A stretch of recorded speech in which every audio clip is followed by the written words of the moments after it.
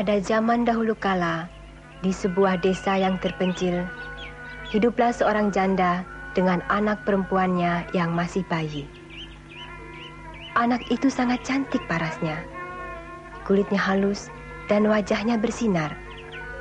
Karena itu, ia dinamai Timun Mas. Timun Mas sangat disayangi oleh ibunya. Bahkan burung-burung dan hewan di sekeliling tempat tinggalnya sangat menyayangi Timun Mas.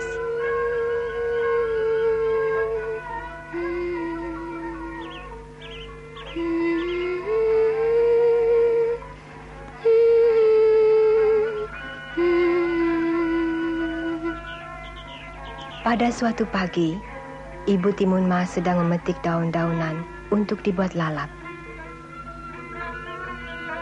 Timun Mas yang sedang tidur nyenyak dibaringkannya di atas rumput.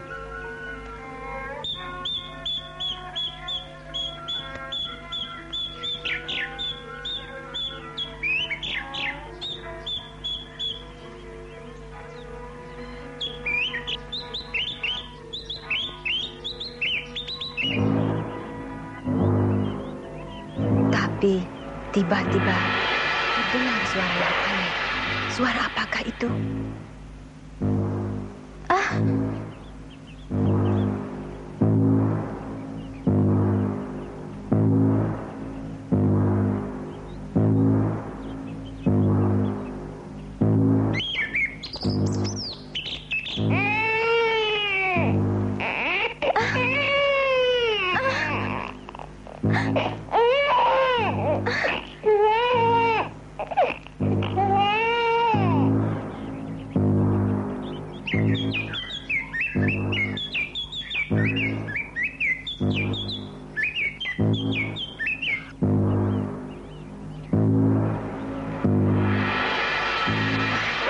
Suara apakah itu? Buto Ijo.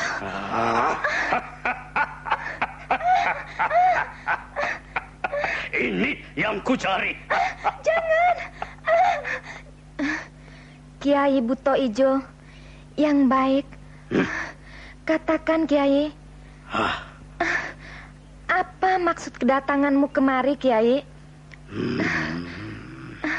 Katakan, Kiai.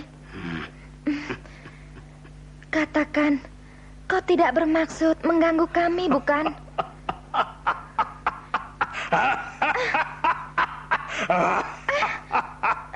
Nyai Janda, perutku lapar.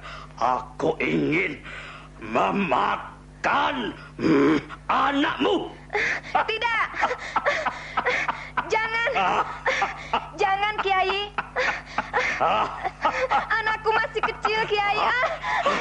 Jangan. Dengar, Kiai. Dengar, Kiai. Kasihanilah. Timun Mas masih kecil, Kiai. Kasihanilah dia. Jangan. Jangan. Jangan kau makan dia sekarang. Perutmu tidak akan kenyang.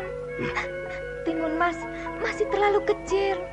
Sabarlah sedikit, Kiai. Tunggulah sampai dia menjadi besar.